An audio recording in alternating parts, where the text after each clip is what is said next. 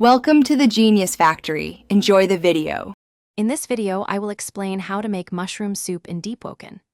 This simple recipe is incredibly useful for adventurers, providing essential sustenance.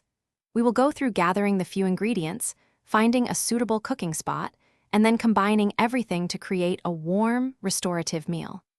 It is a straightforward process that can significantly aid your survival in the treacherous world, keeping your character well-fed and ready for challenges. To begin, you will need to gather just a few key items. First, locate 2 mushrooms. These are quite common and can often be found growing in various forested or damp areas across the world. Next, you will need 1 fresh water. This can be easily obtained from any river, lake, or well you encounter. Once you have these 3 items, you are ready for the next step in preparing your delicious soup.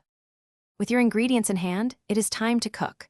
Find a lit campfire or a cooking pot. Once you are near it, open your inventory. You will see an option to cook. Select this, and then place your 2 mushrooms into the available ingredient slots.